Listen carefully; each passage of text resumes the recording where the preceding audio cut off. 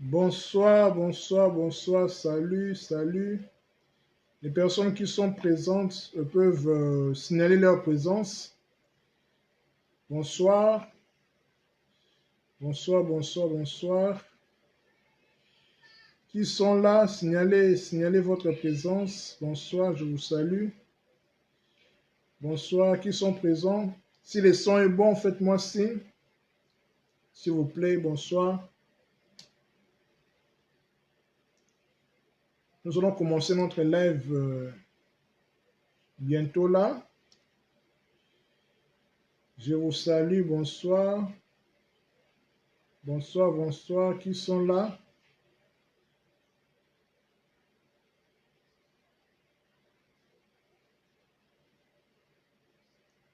Qui sont là? Bonsoir, bonsoir. Ok.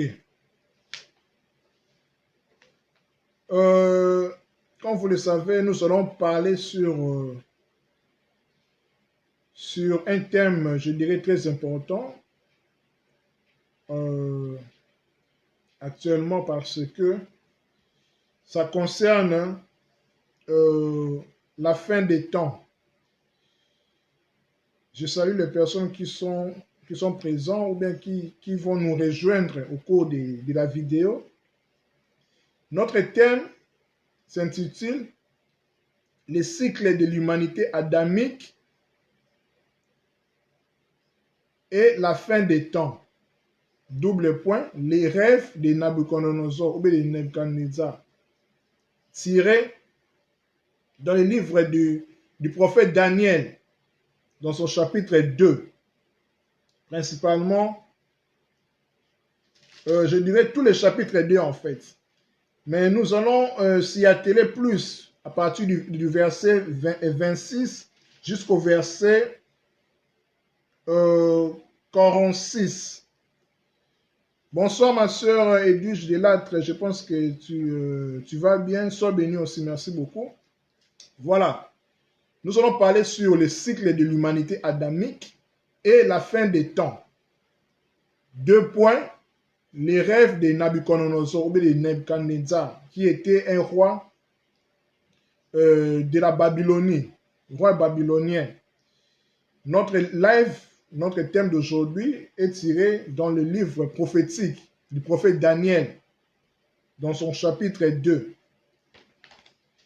Nous allons expliquer en fait parce que c'est très important de comprendre ces choses parce que, comme je l'avais dit hier, que les personnes, ou bien une personne, la personne qui contemple les temps, découvre en fait la clé de la vie. Parce que ici sur Terre, nous sommes régis par les temps. Quelqu'un dira aussi que la vie appartient à ceux qui savent lire les temps. Parce que nous sommes régis par les temps. Parce que nous sommes dans la physicalité, nous sommes dans le monde de la matière, dont les temps nous régit. Donc sans les temps, toujours, on dit toujours les temps, c'est de l'argent. Vous voyez. Donc c'est très important de comprendre les temps où nous sommes en fait. Les temps dans lesquels nous sommes, parce que c'est très important. Donc, avant cela, si vous avez des questions, n'hésitez pas par rapport au sujet. Et puis, nous allons répondre dans la mesure du possible. Voilà. Le cycle de l'humanité adamique et la fin des temps. Comme sous-thème, les rêves, ou bien le premier rêve de Nabucodonosor, tiré dans Daniel chapitre 2. Voilà. En fait, nous allons définir d'abord les concepts. Quand nous parlons le cycle de l'humanité adamique, en fait, ici, le point le plus important qui nous concerne, c'est, nous allons parler plus les cycles. Qui dit cycle, dit temps. Qu'est-ce qu'un cycle? En fait, un cycle, c'est la suite des phénomènes qui se renouvellent sans arrêt dans un ordre immuable. Je répète encore, un cycle est une suite de phénomènes se renouvelant sans arrêt dans un ordre immuable. Par exemple, nous avons les saisons, nous avons les fêtes qui se renouvellent sans arrêt, dans un ordre immuable en fait, au travers des temps. on recommence toujours la même chose en fait. C'est ça le cycle. C'est comme un cercle. C'est comme, comment je peux le dire? En fait, le cycle n'a pas de fin. Vous voyez? Donc, c'est hyper important que nous comprenions, que l'humanité comprenne que en venant ici sur Terre, en vivant ici sur Terre, elle est régie par les temps. L'humanité est régie par les temps. Donc, il faut qu'ils comprennent en fait les temps. Les temps dans lesquels nous sommes, nous vivons en fait. Il faut savoir lire les temps, car c'est très important. Donc, le cycle, c'est la suite des phénomènes se renouvelant sans arrêt dans un ordre immuable. Par exemple, le cycle des saisons. Nous avons printemps, été, automne, hiver. Printemps, été, automne, hiver. Donc, c'est comme ça. Donc, c'est comme ça, ça reste comme ça. C'est un cycle des saisons. C'est comme ça aussi avec les fêtes. Chaque année, nous avons Noël, Pâques, Halloween, comme vous voulez, ainsi de suite. Et puis, le cycle est une clé fondamentale pour la compréhension du monde manifesté, c'est-à-dire de notre monde. Le cycle est une clé fondamentale pour la compréhension de notre monde, en fait. Là où nous vivons, c'est très important de comprendre, en fait, les cycles. La loi des cycles, c'est très important, parce que nous sommes régis par les temps. Cela montre le caractère du temps sacré, parce que le temps ici est sacré, qui est à la base de toutes les idées de fêtes, de célébrations, de phénomènes sacrés dans le monde manifesté, dans notre monde manifesté. Mettez des likes, des j'aime, de cœur, voilà, partagez la vidéo si vous voulez. Voilà.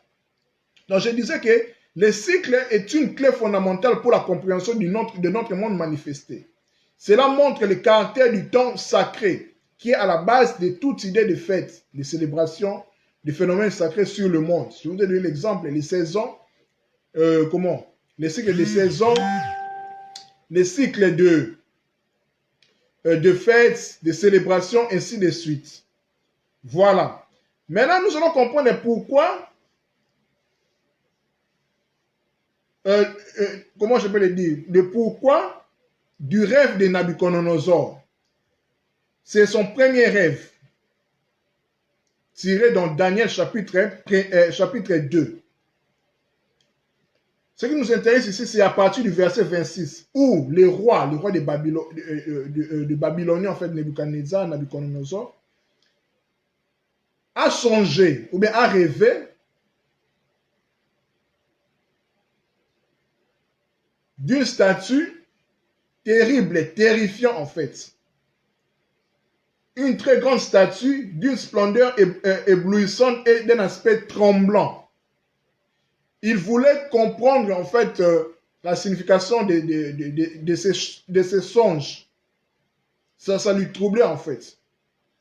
À telle enseigne qu'il demandait même à ces magiciens, à ces astrologues, à ces sages, à toutes les personnes qui ont la capacité d'interpréter les songes, les rêves. Mais malheureusement, ces derniers ne parviennent pas à interpréter son rêve. D'ailleurs, même, il a dit que dites-moi qu'est-ce que j'ai rêvé. Donc, c'était encore difficile pour les sages de Babylone. Donc, Daniel Daniel était inclus, en fait. Daniel était inclus avec ses amis. Shadrach, Abednego, Meshach.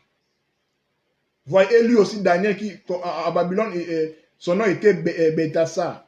Donc, le roi a décidé comment je peux le dire? Le roi a décidé, a dit que si une personne ne me dit pas ce que j'ai rêvé, aussi ne me dit pas l'interprétation du rêve, tous les sages de la Babylonie seront tués, en fait, seront mis en mort. Donc, quand Daniel a appris cette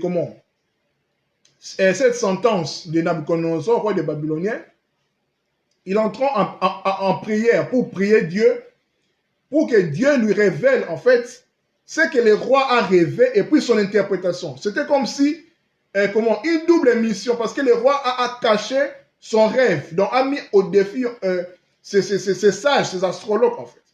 Donc, ces astrologues, ces sages ne parviennent pas à découvrir ce que le roi a rêvé. moins encore de l'interpréter, parce que pour interpréter un rêve ou bien un songe, il faut d'abord le comprendre. Ote, mon frère Narmer Kabemba. Donc, c'était vraiment comment, un casse-tête pour les Babyloniens, pour les sages de la Babylonie. Il inclut Daniel et ses compères, Shadrach, Abednego, Meshach, et lui aussi Daniel, à Babylonie qu'on appelait Beltasar. Daniel entrant en prière, il supplia son Dieu en fait, le Dieu d'Israël, Yahweh, Jéhovah si vous voulez. Dieu le révéla en fait le rêve et l'interprétation de Nabuchodonosor. Dans le verset 14, Daniel s'adressa au, comment je peux le dire, au capitaine du roi, Nabuchodonosor. Il demanda une audience pour interpréter, pour dire au roi ce qu'il a rêvé en fait. Parce que c'était ça les soucis du roi. Daniel a rencontré les rois, tout ça. Et puis Daniel, en arrivant chez le roi, chez Nabuchodonosor, Daniel décode en fait ce que le roi a rêvé et puis son interprétation. Après la prière, sa prière chez Yahweh, chez le Dieu d'Israël, bien sûr. Maintenant, ici, nous allons comprendre, maintenant nous allons entrer vraiment dans notre vif du sujet. Nous allons comprendre pourquoi, parce que c'est très important, parce que aussi, dans un rêve, dans un songe, si un songe ou bien un rêve vous est donné clair, c'est hyper important de comprendre tous les détails, parce que rien ne doit être mis à l'écart, tout doit être pris en compte. Nous allons remarquer ça, nous allons comprendre en fait pourquoi, de quels détails, de ce que le roi de ce que Nabuchodonosor a vu comme songe ou comme rêve.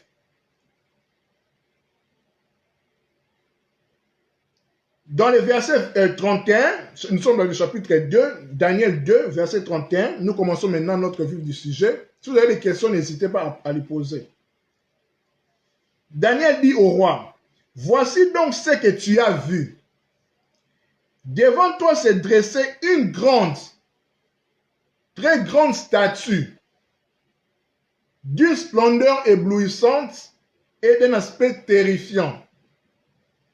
La tête de la statue était en or pur, sa poitrine et ses bras en argent, son ventre et ses cuisses en bronze ou bien en airain, ses jambes en fer et ses pieds,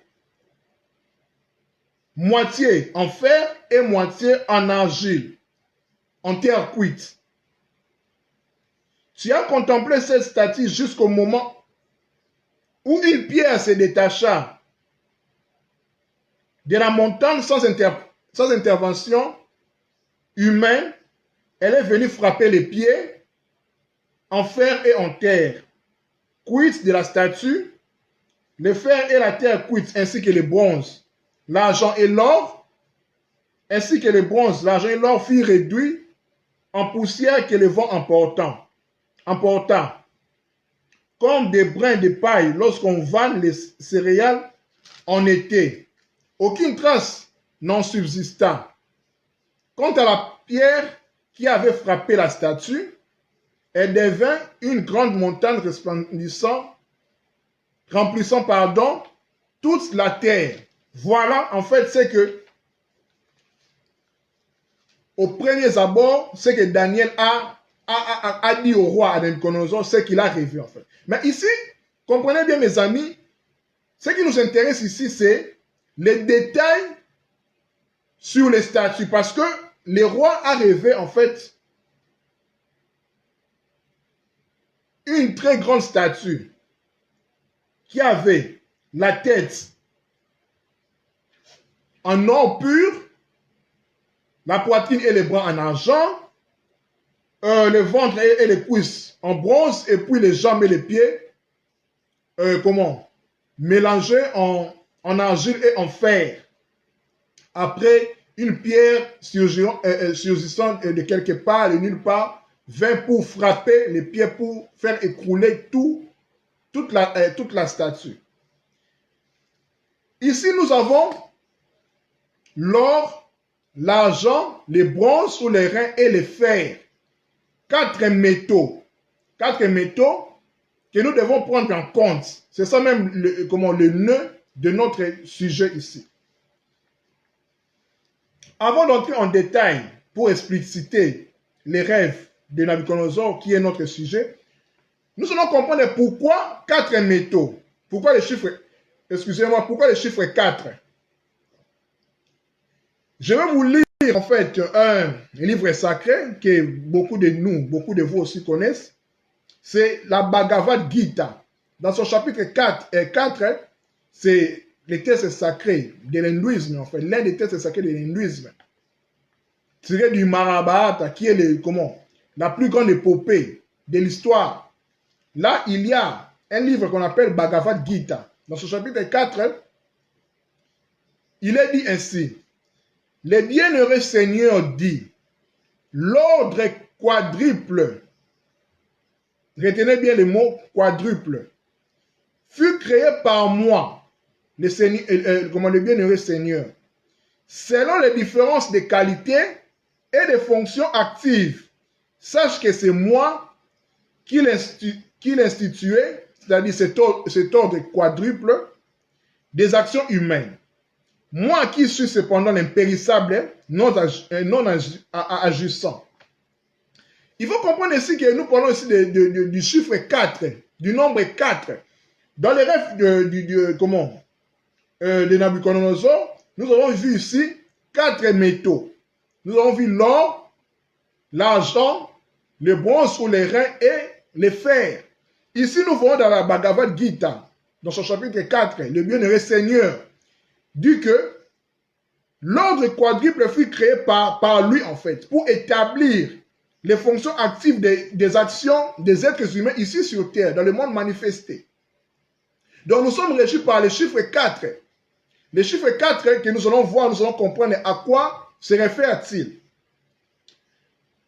Il faut savoir que tout ce qui est symbolique, appliqué sert de structure à la création ordonnée, se tâche ou se déploie selon un schéma quadripartite.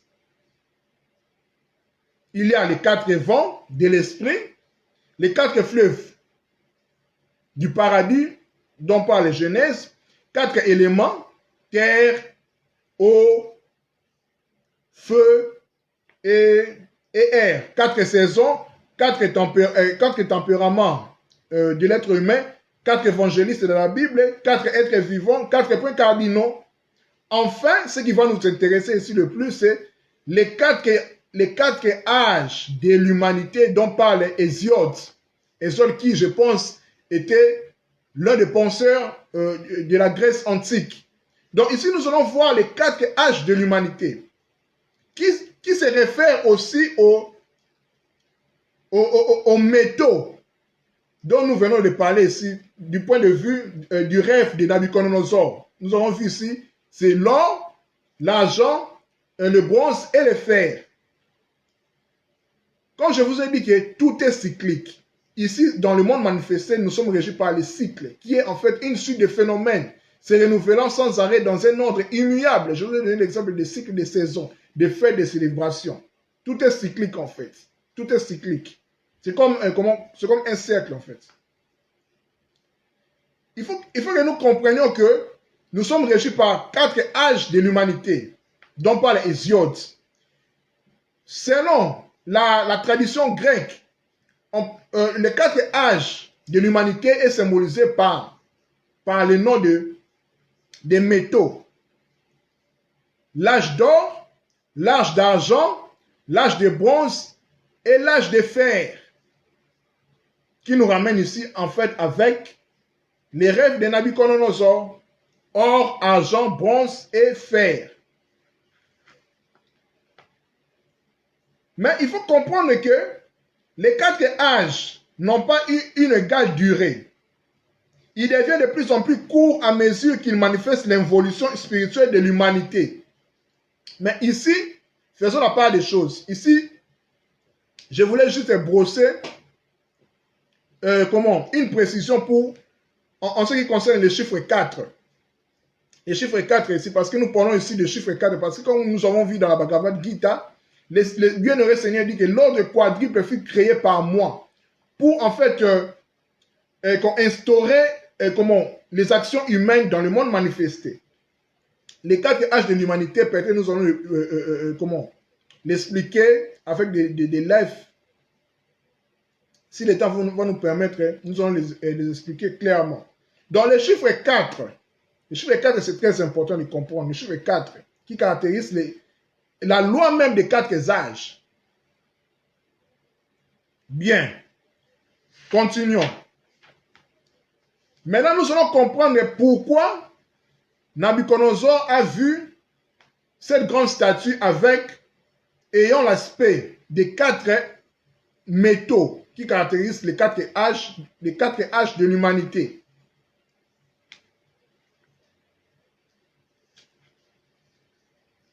Daniel chapitre 2, verset 32.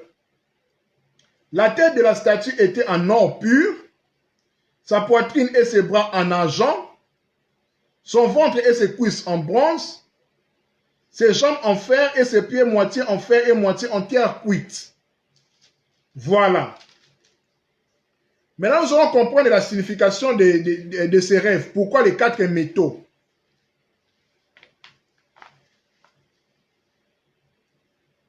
Il faut que nous comprenions que quand nous descendons à partir du verset 39, là où Daniel explique au roi son rêve, il dit ceci. Il commence à interpréter en fait ce que Nabucodonosor a vu par rapport à la grande statue qui avait l'aspect des 4 métaux dont nous venons de citer.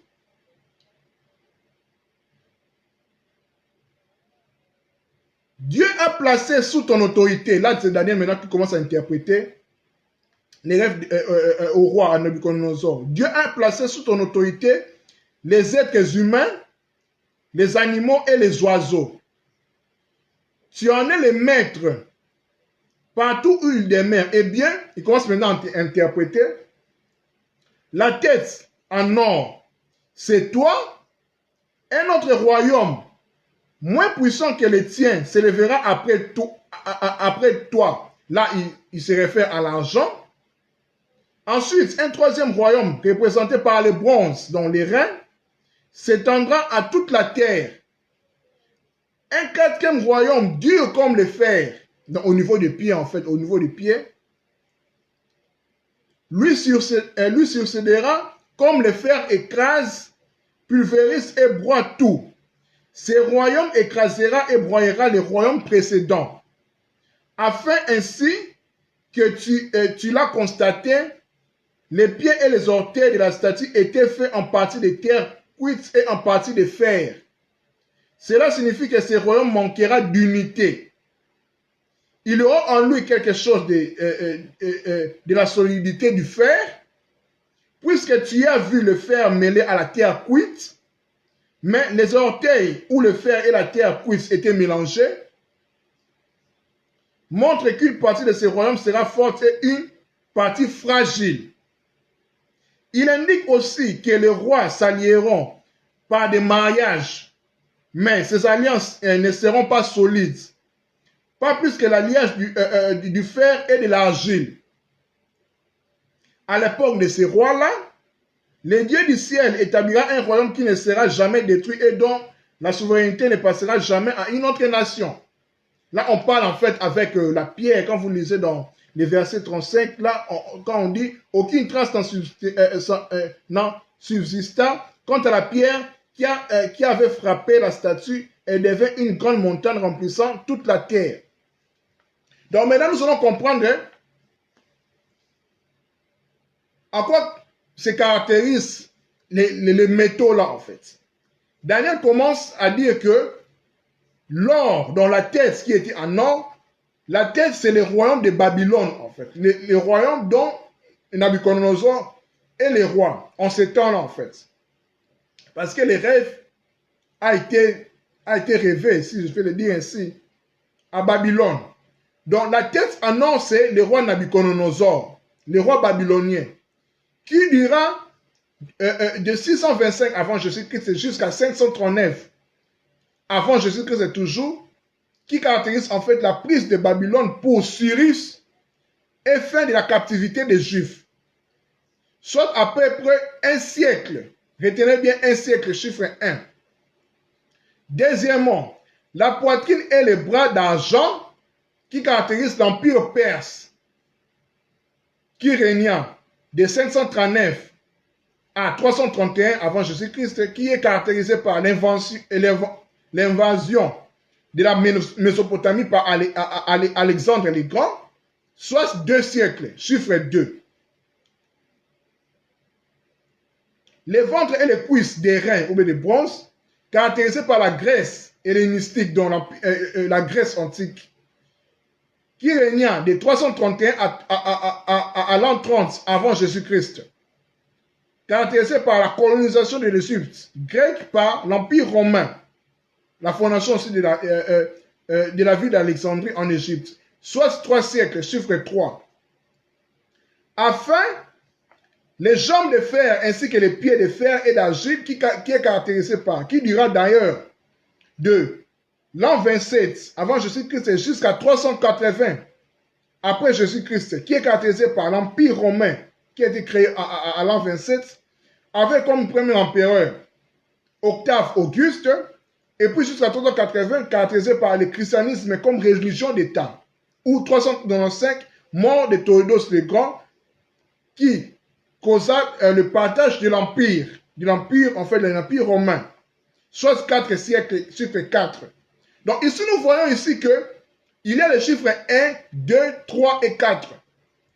Souvenez-vous que je vous ai dit que quand nous avons lu la Bhagavad Gita, le livre sacré de l'hindouisme, l'un des livres sacrés de l'hindouisme, on a vu ici que le Seigneur bienheureux, en fait, a institué la loi quadruple, en fait, qui caractérise notre temps dans l'univers manifesté. Le chiffre 4. L'or, l'argent, le bronze et le fer.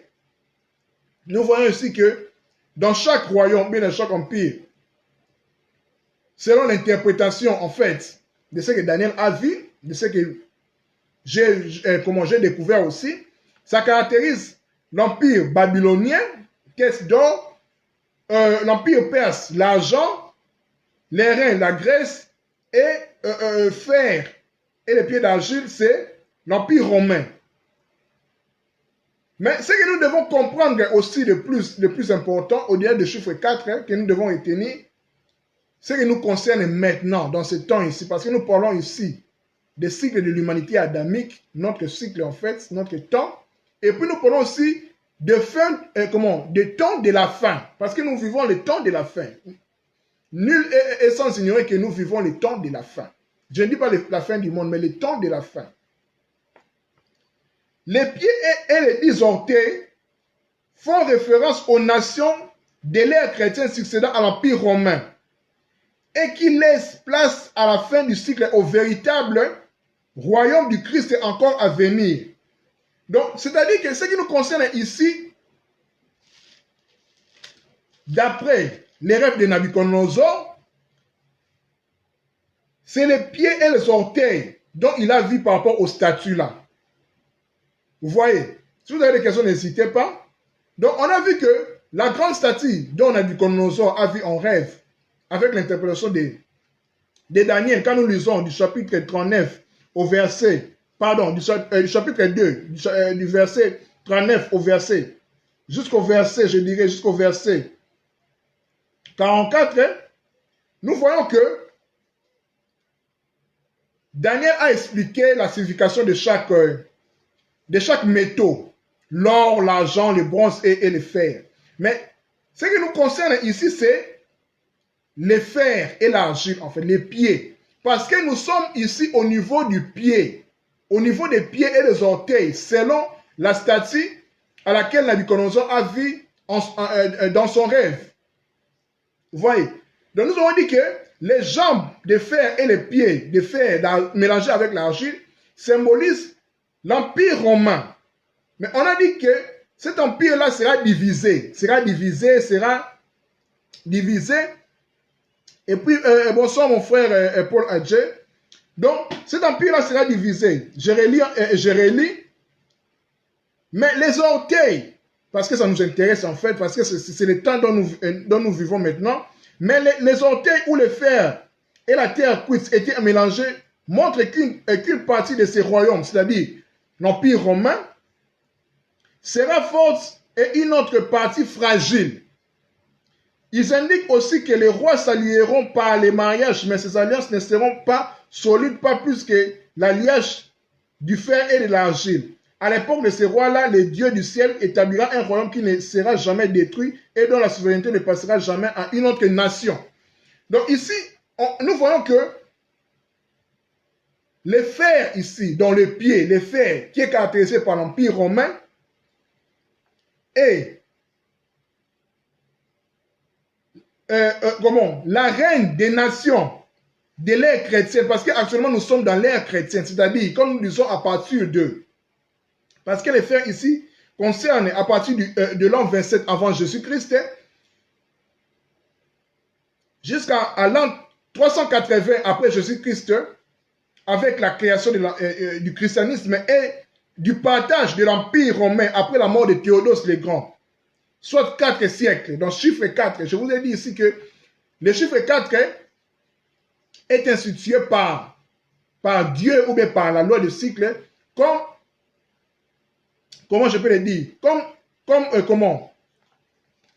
la loi qui nous impose ici dans le monde manifesté. Le chiffre 4 en fait. C'est pour cela que nous voyons ici les 4 métaux. Or, argent, bronze et fer. Mais ce qui nous concerne ici, vraiment, je vais vraiment marteler ici, c'est au niveau des pieds et des orteils, selon la statue de Nabucodonosor.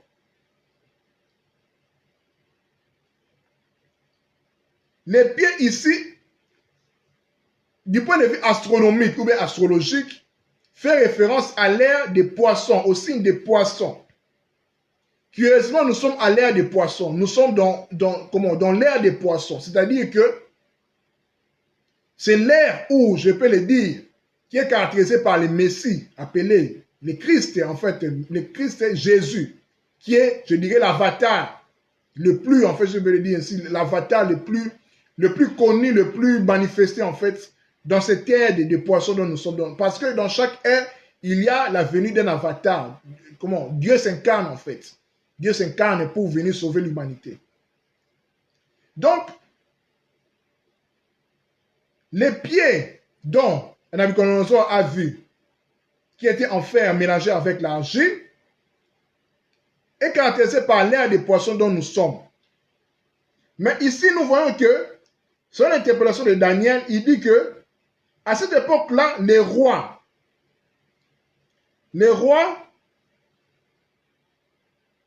s'allieront par des mariages, par des alliances. Exactement, nous le voyons maintenant. Nous voyons par exemple avec l'Union européenne, nous voyons avec l'Union africaine, nous voyons avec plusieurs organismes, plusieurs alliances internationales qui régissent les pays pour faire alliance entre eux.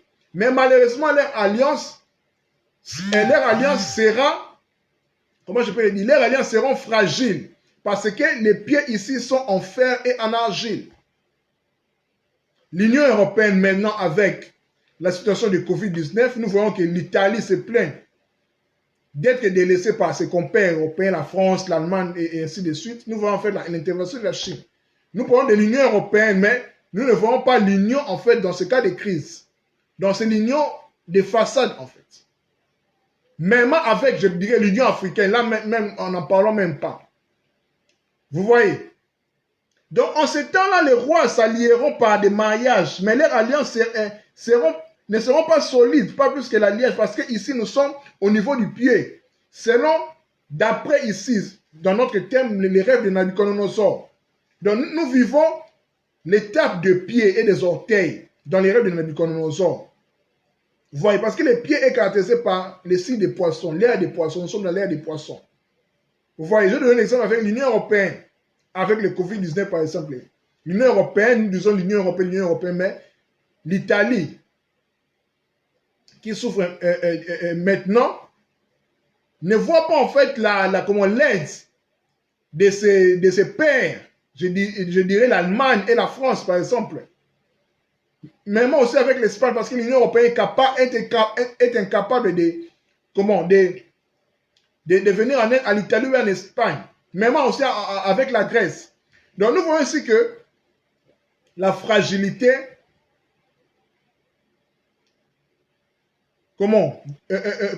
la fragilité qui est caractérisée par l'alliage de fer et de l'argile. Verset 42, chapitre 2 du livre de Daniel. Mais les orteils où le fer et la terre cuite étaient mélangés montrent qu'une partie de ces royaumes sera forte et une autre partie de ces royaumes sera fragile, parce que le fer et l'argile, il n'y a pas de solidification en fait.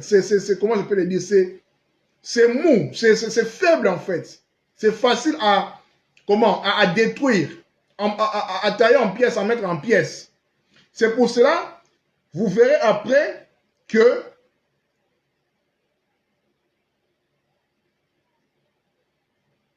une pierre qui surgit de nulle part vint pour heurter à partir du pied pour faire écouler toute la statue dont a vu Nabucodonosor.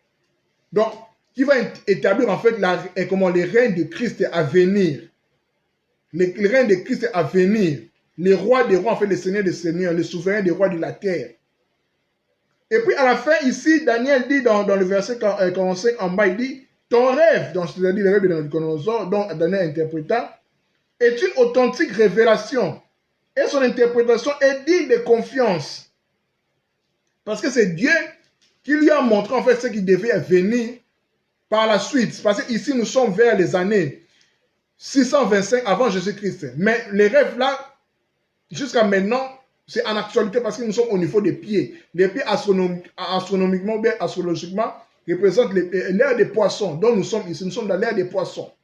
Voyez, donc nous vivons la fin des temps des nations. La fin des temps des nations. Voyez, donc la pierre qui va surgir de nulle part, qui va venir pour tailler en pièces, pour frapper au niveau du pied, parce que le pied est en fer et en argile. Les pieds ne sont pas solides, qui est caractérisé, comme je vous ai dit, par des nations qui vont faire des alliances, mais les alliances ne seront pas solides. Je vous ai donné l'exemple avec l'Union européenne, le cas de Covid-19, l'Italie est délaissée par ses pairs. L'Union africaine, mais n'en parlons pas. Donc, ce sont des alliances de façade, ce ne sont pas des alliances solides, parce que nous vivons le pied, au niveau du pied, et des orteils, selon la statue, selon la statue que Nabucodonosor a vue dans son rêve. Vous voyez? Donc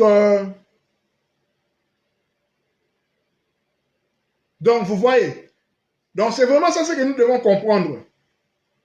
S'il y a des questions, n'hésitez pas à les poser. Bon, je ne dirais pas malheureusement pour les personnes qui sont venues en retard. Je comprends en fait avec les interactions des fils d'actualité, je comprends. Mais la vidéo va rester sur mon mur. Donc, pour faire une brève récapitulative, aujourd'hui, nous allons parler sur le cycle de l'humanité adamique et la fin des temps. Comme sous-thème, les rêves de Nabucodonosor. Nous avons tiré notre thème dans Daniel chapitre 2. Tous les chapitres 2 en fait, mais ce qui nous a plus concernés, c'est à partir du verset 26 jusqu'au verset 45. Nous avons compris en fait ce que le roi a vu. Le roi a vu une grande statue qui était en fait éblouissante, terrifiant, qui était caractérisée par l'or, l'argent, le bronze et le fer. Daniel a donné l'interprétation. Vous pouvez le lire en fait dans votre maison si vous avez le temps. À partir du verset 36 jusqu'en bas. Mais nous avons essayé de décoder à notre manière selon la lecture du temps. Que nous avons dit que la tête d'or dont a vu Nabucodonosor, c'est lui-même en fait. Vers les années 625 avant Jésus-Christ. La poitrine et les bras d'argent qui caractérisent l'empire perse. Les ventres et les cuisses des reins ou bien des bronzes qui caractérisent en fait la Grèce. et enfin les jambes de fer, ainsi que les pieds de fer et d'argile qui caractérisent l'Empire romain, et après qui caractérisent actuellement les reins les reins des nations, entre autres les États-Unis, la Grande-Bretagne, je dirais, l'Organisation des Nations Unies, ou bien l'Union européenne, toutes ces organisations, en fait, des alliances, mais malheureusement, leurs alliances sont faibles. Nous voyons par exemple avec l'Union européenne, je vous ai donné l'exemple avec le coronavirus, l'Italie et, ne voit pas l'Union, en fait, l'Union tant scandée européenne, comment l'Italie est délaissée par ses pairs, par les pays, France, Allemagne, qui n'interviennent même pas. Nous voyons par exemple aussi avec l'Organisation des Nations Unies. Par exemple, quand nous voyons la guerre au Congo, en Afrique, l'ONU même n'intervient même pas. Où est la solidarité? Ou bien, où est comment? Quand on dit l'Organisation des Nations Unies. Donc, l'unité là est des façades en fait. C'est pour ça que nous voyons ici que au niveau du pied de la statue de Nabucodonosor, c'est notre temps dont nous vivons. C'est la fin des temps en fait. Parce que les pieds c'est en bas, c'est l'air des poissons. Parce que les pieds, astronomiquement, c'est la partie qui caractérise l'air des poissons, mais les signes des poissons.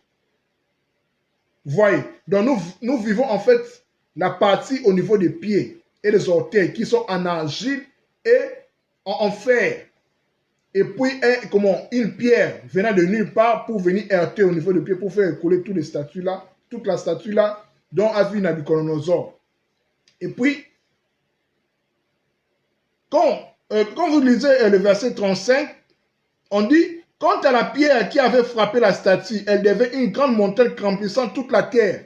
Donc nous voyons que après la fin des temps des nations dont nous sommes ici, après, le Christ en fait instaurera son royaume ici sur terre. Voyez, par sa venue, il instaurera son royaume ici sur terre où il va régner avec, je peux dire, avec les siens. Là, nous allons, l'expliquer même après, quand nous allons parler des milléniums, des fins des temps, parce que le grand thème ici, c'est le cycle de l'humanité adamique. Aujourd'hui, nous allons parler sur les rêves, mais les premiers rêves de Nabucodonosor, tirés dans Daniel chapitre 2. Nous allons expliquer la loi des cycles, la loi, pourquoi les 4 âges, pourquoi les 4 métaux, or, argent, bronze et fer. Nous allons expliquer ça. Donc, la vidéo va rester sur mon mur. Donc, pour les personnes qui veulent poser des questions, intervenir par rapport à cela, ils peuvent toujours le faire. Donc, voilà ce que je pouvais dire. Merci pour les personnes qui m'ont suivi. Que la paix soit dans votre cœur. Courage à vous, que Dieu vous protège en ce moment de difficulté. Prenez soin de vous. À nous revoir la semaine prochaine, Dieu le voulant. Peace and love. Bye bye. Merci beaucoup.